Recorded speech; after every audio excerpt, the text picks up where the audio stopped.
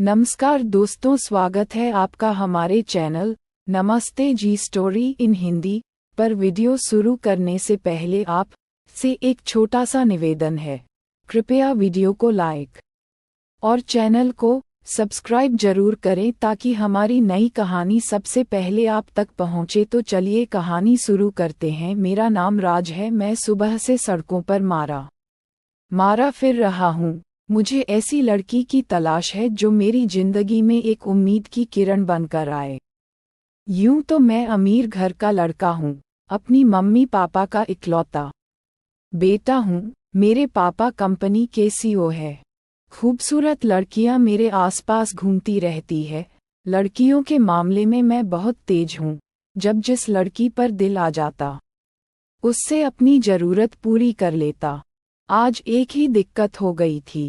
मेरी जिंदगी में एक ऐसी परेशानी आ गई थी जिस वजह से मेरा जीवन 24 घंटों में हमेशा के लिए बदलने वाला था। मेरी शादी बचपन में ही तय हो गई थी। मेरी माँ की दोस्त सुमित्रा की बेटी से मेरी शादी सालों पहले तय हो चुकी थी। उस वक्त हम कोई रईस इंसान नहीं बल्कि मिडिल क्लास फैमिली थे।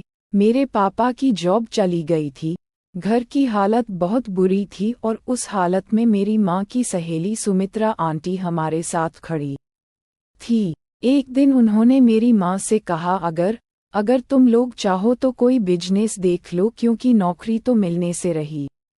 यूं तो तुम्हारे घर का गुजारा नहीं चल सकता। मेरे मम्मी पापा कहने लगे, पर हमारे पास पैसे नहीं है। लेकिन तभी सुमित्रा आंटी ने मेरे पापा के हाथों में 2 लाख रुपए रख दिए। कहने लगी, इन पैसों से आप अपना कारोबार शुरू करें जीजाजी। उन पैसों से मेरे पापा ने अपना कारोबार शुरू किया था और आज हमारे पास करोड़ों की बिजनेस है। हम तो सुमित्रा आंटी से भी काफी रईस बन गए हैं। लेकिन मुसीबत में उन्होंने हमारा साथ दिया था, इसलिए मेरी माँ ने भी उनसे वचन दिया था कि उनकी बेटी से मेरी शादी करवाएंगे। बचपन में तो उनकी बेटी काफी खूबसूरत थी, पर जवान होते होते मोटी होती चली गई। मैंने उसे कई बार कहा था अपनी सेहत का ध्यान रखो, पर उसके हाथों में यह ना था। मेरी माँ अभी यही चाहती है कि सुमित्रा आंटी की बेटी काजल से शादी कर लूं, पर मैं काजल से प्यार नहीं करता। इतनी मोटी होड़ के कारण काजल बदसूरत लगती है और आज हमारे पास करोड़ों की संपत्ति है।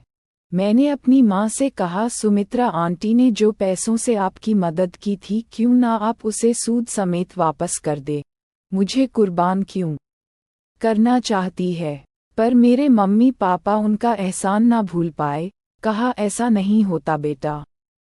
पर मेरी जो कुर्बानी देने चले, मुझे समझ नहीं आता था कि इसमें मेरा क्या कसूर है। वह पक्की बात करने सुमित्रा आंटी के घर जाने वाले थे, पर मैं अंदर ही अंदर बहुत परेशान हो गया। मैं इस शादी से बचना चाहता था और उसका उपाय सोचने लगा। अचानक मेरे दिमाग में एक प्लान आया कि मैं किसी लड़की से शादी कर लूं। लेकिन मैं करोड़पति इंसान हूँ, ऐसी कई लड़कियां हैं जो मेरे पीछे पड़ी रहती है। उन लड़कियों को मुझसे कोई मतलब नहीं, बस मेरी दौलत से मतलब है। मैं ऐसी शादी नहीं करना चाहता था। मुझे लगा किसी गरीब लड़की से या नकली शादी की एक्टिंग कर लेता हूँ। यही सोचकर आज मैं घर से बाहर निकला था। मुझे एक लड़की की जरूरत है। मैं सड़कों में काफी तेज गाड़ी चला रहा था। उस वक्त धीमी धीमी बारिश हो रही थी। अचानक मेरी नज़र रास्ते पर एक अकेली खड़ी लड़की पर पड़ी। उसे देखकर मेरी हैरत का ठिकाना ना रहा, क्योंकि लड़की बिल्कुल सफ़ेद साड़ी में थी। मैंने थोड़े आगे जाकर गाड़ी रोक ली। गाड़ी से उतरकर मैं उसके करीब चला गया। उसकी साड़ी बुरी तरीके से भीग चुकी थी। उसका बदन साफ नजर आ रहा था। साड़ी बहुत ही खूबसूरत थी और नेट से बनी हुई थी, पर गीले होने के कारण मुझे उसका जिस्म नजर आ रहा था। मेरी नज़र उसके जिस्म में जो टिकी लड़की को समझ में आ गया। कहने लगी, आप कौन है? मेरे सामने क्यों आ गए? लड़की की आवाज में एक तेजी थी। उसने अपने बालों को चोटी बना रखी थी। बाल गीले होने के कारण उसने अपनी चोटी खोल दी और बाल खुलकर सामने आ गए। लड़की की खूबसूरती देखकर मेरे मुंह से तो रस टपकने लगा था। मैंने कहा, मेरा नाम राज है, मैं बहुत बड़ी इंडस्ट्रियलिस्ट का बेटा हूँ।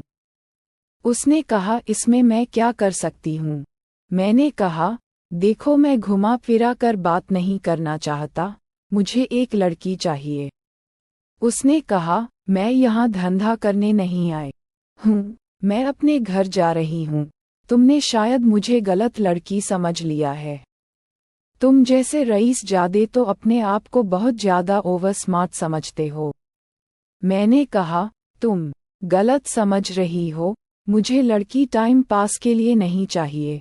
ऐसे ही मेरे आगे पीछे कई लड़कियां घूमती फिरती है। अपने आप को कोई बहुत बड़ी परी ना समझो। मुझे एक एक्ट्रेस चाहिए। वो काफी हैरत से मेरी ओर देखने लगी, कहने लगी, मैं कोई एक्ट्रेस नहीं हूँ, मैं तो एक मामूली लड़की हूँ। मैंने कहा, तुम्हें स्टेज पर एक्टिंग नहीं करनी है, मेरी जिंदगी में एक्टिंग करनी है और उसके लिए मैं तुम्हें 5 लाख रुपए दूंगा। मेरी बात सुनकर अपनी बड़ी बड़ी आंखें झपका हुए मुझे देखने लगी। फिर पूछा, कैसी एक्टिंग करनी है? मैंने कहा, तुम्हें मेरी पत्नी की एक्टिंग करनी पड़ेगी। उसकी आंखों में कई सारे सवाल थे। मैंने कहा, मेरे घर वालों ने मेरी जबरदस्ती शादी तय कर दी है। वह हंसने लगी, कहने लगी, अच्छा तो शादी से बचने के लिए तुम्हें मेरी मदद चाहिए। मैंने कहा, हाँ, मदद तो चाहिए, इसीलिए तुम्हें 5 लाख देने को तैयार हूँ। लड़की ने कहा, पर मेरी एक शर्त है, तुम मुझे हाथ नहीं लगाओगे। मैंने कहा, घबराओ मत, मेरे पास लड़कियों की कमी नहीं है, बस सबके सामने तुम्हें थोड़ा बहुत हाथ लगाना पड़ेगा ताकि लोगों को शक ना हो जाए पब्लिक प्लेस में। एक्टिंग समझ रही हो ना? बताओ, तुम्हें मंजूर है? तुम्हें कॉन्ट्रैक्ट रेडी करवा दूंगा। बिना कुछ सोचे समझे ही मैं उस लड़की से सौदा कर रहा था। मुझे पता तक नहीं था ये है कौन। उस वक्त मेरे अंदर इतना पागलपन सवार हो चुका था कि मैं आगे पीछे कुछ सोचा ही नहीं कि कब तक इसे झूठी पत्नी बनाकर रखूंगा, क्योंकि पक्की मैं इससे शादी तो नहीं करने वाला। शायद इस लड़की के मन में भी वही सवाल था। मुझसे पूछने लगी, कब तक एक्टिंग करनी पड़ेगी? मैंने कहा, जब तक मुझे सच में कोई लड़की पसंद ना आ जाए या फिर जब तक काजल की शादी ना हो जाए और मेरी जान छूट जाए। वह हंसने लगी। उससे बात करके लग रहा था लड़की काफी हंसमुख है, पर फिर बोली, मुझे एक प्रॉब्लम है। 5 लाख रुपए के लिए मैं सालों तुम्हारे साथ नहीं रह सकती। मैं सोच में डूब गया, कहने लगा, तुम्हें रहने खाने को तो दे रहा हूं ना। उसने कहा, ये सब तो मुझे ऐसे ही मिल जाता है। अगर मुझे 5 साल तक काम करना पड़े तो साल के 1 लाख रुपए तो बहुत कम है, क्योंकि न जाने तुम्हें कब कोई लड़की पसंद आएगी, न जाने काजल की कभी शादी होगी भी या नहीं। मुझे माफ करना, मैं ऐसे कॉन्ट्रैक्ट साइन नहीं कर सकती, तुम किसी और को ढूंढ लो। ऐसा कहकर वो जाने लगी। मैंने उसका हाथ पकड़ लिया।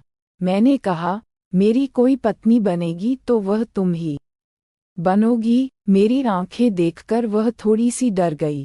मैंने कभी किसी लड़की पर यूं जोर नहीं दिखाई, न जाने इस लड़की पर क्यों जोर दिखाने लगा था। मैंने कहा, महीने के 20,000 तुम्हें पॉकेट मनी के तौर पर दूंगा। मैं समझ सकता हूँ तुम्हारे मन में क्या डर है, और यह 5 लाख रुपए ऊपर के। अब बताओ। अब हंसने लगी, कहने लगी, इन पैसों से तो फिर मेरी भी शादी हो जाएगी। मैंने कहा, जब तक तुम मेरे साथ रिश्ते में रहोगे किसी लड़के के साथ नहीं मिल सकती, कोई बॉयफ्रेंड नहीं बना सकती, किसी लड़के के साथ संबंध नहीं बना सकती। बोलो, मंजूर है? उसने कहा, तुम मुझसे बहुत बड़ी चीज मांग रहे हो, मुझसे मेरी आज़ादी मांग रहे हो। मैंने कहा, ये जॉब है यार, तुम समझो। बाद में मैं कोशिश करूंगा, तुम्हें जल्दी मुक्त कर दूंगा। उसने कहा, पर तुम्हारे साथ काम करते करते अगर मैं बूढ़ी हो गई तो तुम जैसे मनचले लड़के को कभी कोई लड़की पसंद ना आए तो फिर बुढ़ापे में मुझसे कौन शादी करेगा। अब मैं हंसने लगा, उसके सर पर हल्का सा मारते हुए कहा, ठीक है बाबा, 1 साल का कॉन्ट्रैक्ट करेंगे, उसके बाद तुम आज़ाद। अब वह हंसने लगी, कहने लगी, ये हुई ना बात। अब मैं उससे कहा, अब तुम अपना नाम भी तो बता दो। उसने कहा, मेरा नाम सिमरन है। मन सोचा, सिमरन वैद्यराज। मैरिज पेपर्स में उसके साइन करवा लिए थे, उसे कॉन्ट्रैक्ट साइन भी करवा लिया था। उस रात हम होटल में ही रुक गए थे। अगले दिन मैं सिमरन को अपने साथ लेकर घर आ गया। हम दोनों को साथ देखकर मेरी मम्मी पापा को हैरत का झटका लगा। कहने लगे, कौन है ये लड़की जो दुल्हन के वेश में हमारे घर पर आए है। मैंने कहा, यह आपके घर की बहू है, मेरी पत्नी है सिमरन। मैं सिमरन से बेहद प्यार करता था, उसके बिना जी नहीं सकता था। जब आप लोगों ने मेरी शादी जबरदस्ती काजल के साथ करने का फैसला किया था तो मैं अपनी जान लेने की सोच रहा था, पर सिमरन ने कहा, मुझसे शादी कर लो। एक बार अपनी मम्मी पापा के बारे में सोचो, अगर तुम्हें कुछ हो जाए तो वे बेसहारा हो जाएंगे। मेरे मम्मी पापा मेरी ओर देखने लगे, उनके चेहरे से साफ लग रहा था इस शादी से खुश नहीं है। मेरी माँ ने अपनी सहेली सुमित्रा को फ़ोन करके सारी बातें बता दी। मैं भी काजल से कॉल करके कह दिया कि तुम किसी अच्छे लड़के से शादी कर लो। मैं किसी और से प्यार करता था, इसलिए मैं शादी करने के लिए मजबूर हो गया। काजल तो मन ही मन मुझे चाहती थी, या फिर मेरी दौलत को कह नहीं सकता। हाँ, एक समय था उसकी माँ ने मेरे घर वालों की मदद की थी, पर मैं अपनी कुर्बानी नहीं देना चाहता था, इसलिए उसके आंसुओं का मुझ पर असर ना हुआ। रात में सोने के लिए मैं अपने कमरे में आ गया। सिमरन कहने लगी, तुम मेरे साथ सोओगे क्या? मैंने कहा, कैसी बातें कर रही हो? मम्मी पापा घर पर है, हम अलग कमरे में सोएंगे तो उन्हें शक हो जाएगा।